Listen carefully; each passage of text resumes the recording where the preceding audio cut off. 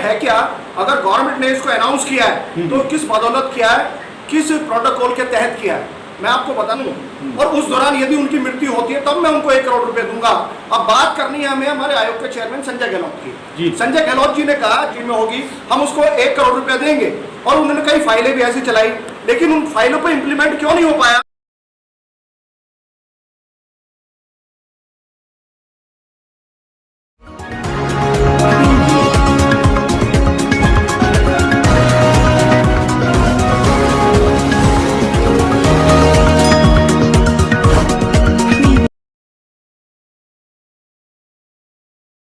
जिस तरीके से देखा जाए दिल्ली के अंदर जितने भी सफाई कर्मचारी हैं या इसके अलावा और एमसीडी वगैरह में जितने भी कर्मचारी हैं, ये दिल्ली सरकार कहीं ना कहीं उनके हक अधिकार का हनन कर रही है। क्या ठेकेदारी हटाओ संयुक्त मोर्चा उसमें अपनी भूमिका निभा रहा है या आप उसका सहयोग कर रहे हैं? देखिए, मैं स्पष्टीकरण करना चाहता हूँ पहले सर्वप्रथम। हाँ, दिल्ली नगर निगम में जो गवर्नमेंट है वो भारतीय जनता पार्टी की सरकार है, और वो दलितों के लिए किस प्रकार की सरकार है वो आपको बताने की आवश्यकता नहीं है, क्योंकि सूर्य को आईना दिखाने की आवश्यकता नहीं है, वो अपनी चमक स्वयं है।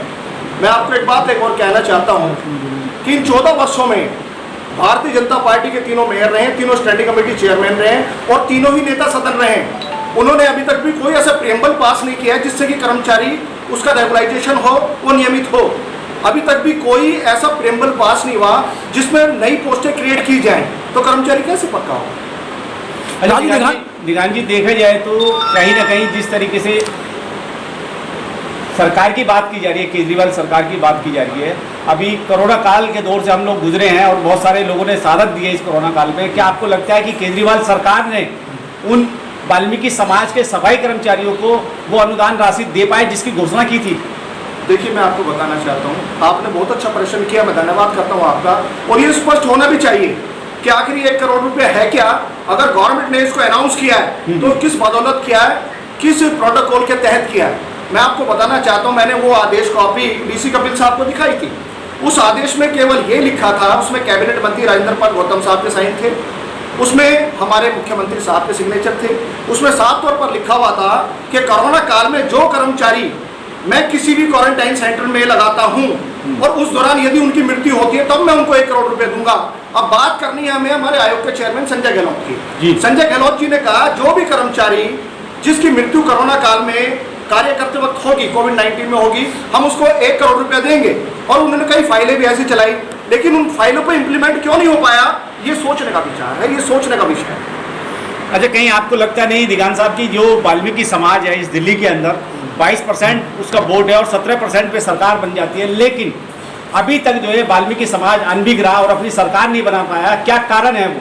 देखिए, आपस की फूट और जगत के लोग जी, वाल्मीकि समाज 22% नहीं है, आंकड़े 35% के हैं। और मैं आपको ये भी बताना चाहता हूँ 90% ये वाल्मीकि समाज जो निगम प्रशासन से जुड़ा हुआ है, निगम में सफाई कर्मचारी पेशे से जुड़ा हुआ है। लेकिन फर्क क्या पड़ता है, कोई फेडरेशन चला रहे हैं, हम किसी और सरकार में, कोई और किसी सरकार में। जब हम लोग एक झंडे के नीचे आ जाएंगे, जैसा कि कपिल साहब ने आज ये मूवमेंट स्टार्ट किए, ठेकेदारी हटाओ, इस मूवमेंट में आज जितने भी संगठन है दिल्ली के, वो एकजुट होकर एक माँ का बेटा बनकर काम कर रहे हैं। डीसी कपिल साहब का जो प्रयास है वो सराहनीय है, मैं धन्यवाद करता हूँ। जिस तरीके से देखा जाए डीसी कपिल साहब जो है पिछले जो है 20-25 साल से जो है शोषित पीड़ित वंचित समाज के लिए भी काम कर रहे हैं, लेकिन अब इनका एक जज्बा जुनून इस बात का रह गया कि इस वंचित समाज के हक अधिकार की लड़ाई को लड़ा जाए। सरकार से सीधी लड़ाई है। क्या वो 50 संगठन जिसमें आप भी सम्मिलित हैं, जब भी इनकी तरफ से कोई डेट फाइनल होती है, क्या आप सड़कों पर उतर पाएंगे? बेशक, क्योंकि मेरे लिए मेरा देश पहले है, उसके बाद मेरा समाज है, उसके बाद पार्टी है। और जहां मेरी कौम का हनन होगा, राजकुमार दिगान सबसे पहले उस सरकार के खिलाफ जाएगा जो सरकार दिल्ली में काबिज है और केंद्र में काबिज है। क्या आपको लगता है कि केजरीवाल सरकार जिस तरीके से जो है हर चीज़ के प्राइवेटाइजेशन में एक छटाई वाला काम कर रही है, एक दलाली वाला काम कर रही है, क्या आप इस सरकार के खिलाफ कुछ ऐसा एक्शन ले पाएंगे? ठेकेदारी हटाओ प्रथा से जब भी कोई आंदोलन होता है, जब भी किसी आंदोलन की शुरुआत होती है, तो मैं समझता हूँ उसमें कुर्बानी की आवश्यकता भी होती है। और जिस कौम में, जिस समाज में कुर्बानी के बकरे नहीं होते, वो कौम कभी सफल नहीं हो सकती। मैं तमाम दलितों की बात करता हूँ, जिस दिन दलितों ने कुर्बानी देना आरंभ कर दिया, उस दिन कोई भी हमारा ऐसा अधिकार नहीं होगा जिससे हम वंचित रहें। देखा जाए तो वाल्मीकि समाज के तमाम संगठन हैं, तमाम यूनियनें हैं, तमाम जो है गली मोहल्ले की जो है संस्थाएं हैं, क्या आपको नहीं लगता कि वो भिन्न भिन्न पार्टियों में अपने आप को, अपने अस्तित्व को बचाने के लिए जुटे हुए हैं, ना कि जो है अपने समाज को बचाने के लिए? क्या कहेंगे इस बात को? कि गए हम जो वतन से, तो उस वतन को याद क्या करना, और जहां बेदर्द हाकिम हो वहां फरियाद क्या करना। आज मैनेजमेंट को देखें आप, प्रशासन को देखें आप, आज दलितों के खिलाफ है, सब कुछ खिलाफ है। यहाँ तक कि मैं अपनी न्यायपालिका का सम्मान करता हूँ, सुप्रीम कोर्ट का सम्मान करता हूँ। आज यदि हम रेगुलाइजेशन की बात करें तो उमा वर्सेस कर्नाटक का जो कानून है वो दिल्ली में इस प्रकार का काम कर रहा है, एक राक्षसी रूपी, एक तुगलकी फरमान, जिससे कर्मचारी आज तक भी पक्का नहीं हो पा रहा है। हम पूछना चाहते हैं सरकारों से, हम पूछना चाहते हैं अपनी न्यायपालिका से, ये उमा वर्सेस कर्नाटक क्या है? The definition of the Uma versus Karnataka, जो कानून कर्नाटक में है वो दिल्ली में क्यों काबिज हो रहा है, जबकि राजस्थान में भी लोगों को पक्का किया है, मद्रास में भी लोगों को पक्का किया है, पंजाब में भी लोगों को पक्का किया है, लेकिन बावजूद इसके उमा वर्सेस कर्नाटक हमारे पर क्यों ठहराया जा रहा है, हमारे पर क्यों स्टैंड किया जा रहा है? राजकुमार दीवान जी, आपने कहा कि जो समाज कुर्बानी देता है वो आगे बढ़ता है। आपके बराबर में ही डीसी कपिल जी, वो जाति से आते हैं, इनके पूर्वजों ने या इनके पूर्वजों ने वो काम किया होगा, लेकिन आज वो देखने के लिए नहीं मिल रहा है। वाल्मीकि समाज क्यों नहीं झाड़ू छोड़ता है? वो अपना उद्धार क्यों नहीं करना चाहता है? देखिए, मैं आपको स्कूलों की तरफ क्यों नहीं बढ़ना चाहता है? वो मंदिरों की तरफ क्यों बढ़ रहा है? ये सवाल आपका बहुत अच्छा है और इस बात पे मैं स्पष्टीकरण करना चाहता हूँ, रोशनी डालना चाहता हूँ। देखिए, जो समाज, मैं दिल्ली की बात करता हूँ पहले, और अन्य वर्गों की और राज्यों की बात नहीं करता।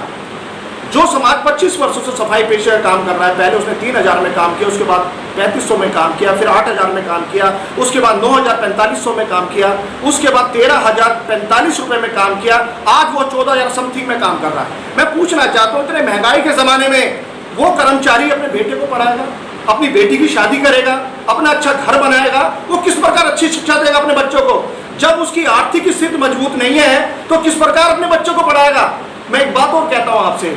नहीं राजकुमार जी, आप मेरे क्वेश्चन से भटक रहे हैं। जो मैंने कहा है कि जिस चमार कौम ने अपना जो पेशा था वो छोड़ दिया, उस समय उनकी स्थिति क्या रही होगी कि बड़ी दयनीय थी, लेकिन आज तो सब कुछ होते हुए भी वाल्मीकि समाज झाड़ू क्यों नहीं छोड़ रहा है? देखिए, जो चीज़ हमें मिली है, आज हमारे बच्चे अच्छे एकेडमी में पढ़ रहे हैं। मैं आपको बताना चाहता हूँ कि मतलब ऐसा तो नहीं कह सकता कि 90% बच्चे पढ़ रहे हैं, लेकिन हाँ 30% बच्चे अच्छी एकेडमी में, अच्छे नेशनल स्कूलों में पढ़ रहे हैं, प्राइवेट स्कूलों में पढ़ रहे हैं। लेकिन ऐसा नहीं है कि वाल्मीकि समाज का जो भविष्य है और वर्तमान है वो अंधकार की ओर है। आज जो बच्चे पढ़ रहे हैं उनका कॉर्पोरेशन से, सफाई पेशे से कोई मतलब नहीं है, वो कोई कूड़ा उठाने की प्रथा से उनको कोई मतलब नहीं है। लेकिन हाँ, हमारे कर्मचारियों का इतना प्रयास जरूर है कि जो बच्चे आज अच्छे स्कूलों में पढ़ रहे हैं हम उनको IPS बनाएं, IAS बनाएं, प्रथम श्रेणी अधिकारी बनाएं, ये मेरा संकल्प है। लेकिन हर एक कोई यही कहता है कि 100% जो वाल्मीकि समाज में है, 100% रिजर्वेशन, अगर जो काम करेगा तो वाल्मीकि समाज का ही करेगा। लेकिन अब तो उसमें भी अपर कास्ट ने अपना षड्यंत्र रचना स्टार्ट कर दिया है। जी, देखिए, रिजर्वेशन क्या है? रिजर्वेशन इसलिए बाबा साहब ने बनाया था। नहीं सर, वो इस पे 100% में है, बाबा साहब की बात नहीं है। हाँ। क्योंकि वाल्मीकि समाज यही समझता है कि अगर नई नौकरी लगेगी तो कम से कम हम झाड़ू पैसे में लगा देंगे। देखिए, आज बताता हूँ आपको, थोड़ा कड़वा सच है और आप इसको दिखाइए, काटिए मत।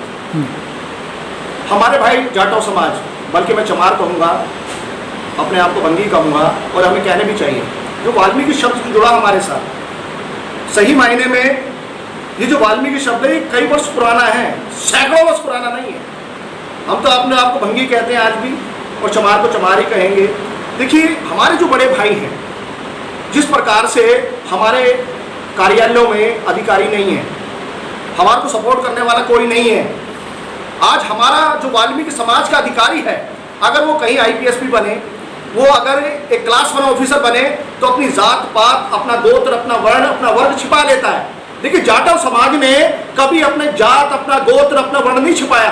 आज हमारे जो अधिकारी लोग हैं वो हमारे बीच में आज नहीं आते वाल्मीकि समाज के, लेकिन हाँ, जिस दिन वो रिटायरमेंट हो जाते हैं उस दिन उनको वाल्मीकि समाज याद आता है, अपनी काम याद आती है। लेकिन आज जाटव समाज क्यों कामयाब है? यदि वहाँ किसी भी स्कूल में एक टीचर लगा हुआ है और एक प्रिंसिपल लगा हुआ है तो उनका प्रयास रहता है कि 10 टीचर्स उसी स्कूल में जाटव समाज के हों। और यदि वाल्मीकि समाज को कोई नुमाइंदा लगा हुआ होता है कोई अधिकारी पद पे, तो वाल्मीकि समाज का कोई भी नुमाइंदा पहली बात अपनी जात नहीं बताता, अपना गोत्र नहीं बताता, अपने आप को सोन समाज का दिखाता है। तो हमारे लोग कैसे आगे आएंगे?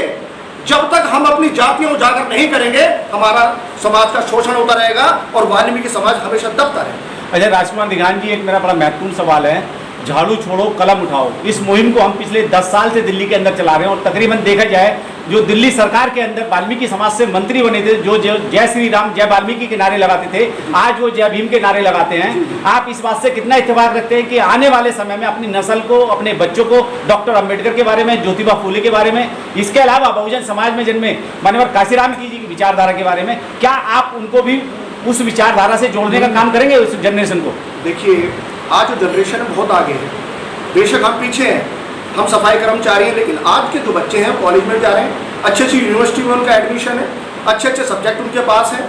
लेकिन क्या करें, आज इस देश को, आज हमारी कौम को, आज दिल्ली में यदि नौजवान ये समझना आरंभ कर दे कि उसको क्या चाहिए, झाड़ू चाहिए या कलम चाहिए, तो मैं समझता हूँ कि जितना भी दलित समाज है उसका उत्थान होगा। और जब जिस बच्चे के हाथ में कलम आ जाएगी और अधिकारी बन जाएगा, तो मैं समझता हूँ यदि वही बच्चा अपनी कौम के 10 बच्चों को और पढ़ाए और लिखाए, तो मैं समझता हूँ दिन दूर नहीं है कि जब झाड़ू हमारे हाथ से छूटेगी और कलम हमारे हाथ में। अच्छा, आस्था की बात करें, आस्था के मंदिर पे जाने से भिखारी बनते हैं, स्कूल कॉलेज में जाने से अधिकारी बनते हैं। क्या वाल्मीकि समाज या उस शोषित पीड़ित वंचित समाज को कुछ कहना चाहेंगे जो आस्था के नाम पे अपने आप को कुर्बान करे जा रहा है, बेचे जा रहा है या उसको दलदल में धंसा जा रहा है, उसको कैसे बाहर निकालने का काम करेंगे? देखिए, आज आस्था के नाम पे यदि बात करें तो पहले मैं समझता हूँ वाल्मीकि समाज मंदिरों में, गुरुद्वारों में या आपके गिरजाघरों में देखा गया है। लेकिन आज जब हम बाबा साहब की बात वाल्मीकि समाज के बच्चों के सामने करते हैं, उस परिवार में करते हैं, और हम जब कहते हैं कि बाबा साहब की फोटो लगी होनी चाहिए, किसी भगवान की या किसी मूर्ति की फोटो आपके यहाँ नहीं होनी चाहिए, और बल्कि मायावती का एग्जाम्पल दिया जाता है जो कि मुख्यमंत्री रही है 3 बार 3 योजना में, कि उनके कार्य 4 बार मुख्यमंत्री रही है, उनके कार्यालय बाबा साहब की मूर्ति है। आज हमारे अमेरिका में देख लीजिए, वो पूरे वर्ल्ड में फाइनेंस का काम करता है, सबसे बड़ा देश है, सबसे ताकतवर देश है, उन्होंने कभी किसी मूर्ति को नहीं पूजा, लेकिन फिर भी कामयाब है। ये बताने की आवश्यकता है कि हमें मूर्तियों से प्यार नहीं करना चाहिए, हमें कलम से प्यार करना चाहिए, किताबों से प्यार करना चाहिए, ताकि हम अधिकारी बने। और जब समाज में अच्छे अधिकारी पैदा होते हैं तो मैं समझता हूँ कि समाज अपना आगे बढ़े। राजू दिघान जी, कल की बात है, लक्ष्मीबाई कॉलेज की मैं बात करूँगा, एक प्रोफेसर जाटव समाज से हैं और एक अपर कास्ट का चाटा मार देता है। अपर कास्ट की महिला एक चाटा मार देती है सिर्फ एक जातिवाद को लेके, तो ये मानसिकता को कैसे बदला जा सकता है? देखिए, इस मानसिकता को मैंने पहले भी आपसे रिपीट कर चुका हूँ, ये मानसिकता केवल एक आदमी नहीं बदल सकता, सबको जागना पड़ेगा। और देश को आज़ाद होने में 150 वर्ष लगे हैं, देश केवल एक दिन में आज़ाद नहीं हुआ। ये जागरूकता की आवश्यकता है, लोगों को समझाने की आवश्यकता है कि हमें किस प्रकार से ऊपर उठ के काम करना है।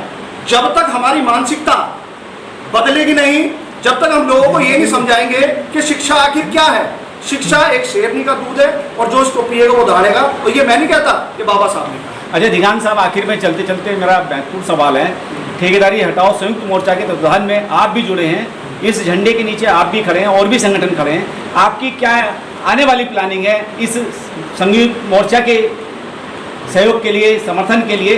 क्या भविष्य में इनके साथ रह के इस मूवमेंट को आगे बढ़ाने का प्लान है या केवल दिखावा करने का काम है? देखिए, ये जो मोर्चा है, हाँ, जो फेडरेशन तैयार किए डीसी कपिल साहब ने अपना खून पसीना एक करके तैयार किए, इनके इस प्रयास को विफल नहीं होने देंगे हम लोग। और रही बात इसको आगे चलाने की, इस मुहिम को आगे चलाने की, तो हम इस एजेंडे पे काम कर रहे हैं। ये कुछ सीक्रेट बातें हैं जो मैं आपके सामने नहीं कहूँगा, लेकिन हाँ, प्रत्यक्ष को प्रमाण की आवश्यकता नहीं है, आंदोलन भी किए जाएंगे और ठेकेदारी के खिलाफ किए जाएंगे, और जहाँ जहाँ आंदोलन होंगे आप स्वयं वहाँ होंगे, चाहे इसके लिए गिरफ्तारी देनी पड़े। और हम तो ये कहते हैं सरकार हमें गिरफ्तार करे, हमें जेल में डाले, ताकि जो हमारी कौम है उसको ये पता चले कि आखिर हम कौम के प्रति क्या कुर्बानी दे रहे हैं। आखिर में कुछ और ऐसा संदेश जो हमारे चैनल के माध्यम से आपको लोग सुन रहे हैं, उनको कुछ अगर संदेश देना चाहते हैं तो क्या कहेंगे देश और दुनिया के लोगों को? एक संदेश देना चाहता हूँ कि आज लड़ाई केवल वाल्मीकि समाज की नहीं है। मैं तो धन्यवाद करता हूँ कपिल साहब का कि उनका जो पहला मुद्दा है, उनका जो पहला एजेंडा है, उसमें जो ग्रीवेंसीज है, पहले से केवल यही ग्रीवेंस है कि कर्मचारी को पहले पक्का कराएंगे, दिल्ली के कर्मचारी को, जिसकी शुरुआत करेंगे इस दिल्ली म्यूनिसिपल कॉर्पोरेशन से। तो मैं जितने भी समाज के लोग हैं, हम केवल सफाई कर्मचारी के लिए काम नहीं करना चाहते, केवल वाल्मीकि समाज के लिए काम नहीं करना चाहते। जो भी दलित हैं, जो सफाई पेशे के कार्य से जुड़े हैं, मोहल्ले से जुड़े हुए हैं, चौका बर्तन से जुड़े हुए हैं, घरों की सफाई से जुड़े हुए हैं, फैक्ट्रियों से जुड़े हुए हैं, कारखानों से जुड़े हुए हैं, मिलों से जुड़े हैं, जहां जिनका शोषण हो रहा है। हम सभी के लिए काम करना चाहते हैं, लेकिन उसके लिए आवश्यकता है जुड़ने की। आप हमारी इस फेडरेशन से जुड़े, हम आपके साथ काम करने के लिए तैयार हैं, आपके लिए कुर्बानी देने के लिए तैयार हैं। चलिए। Press the bell icon on the YouTube app and never miss another update.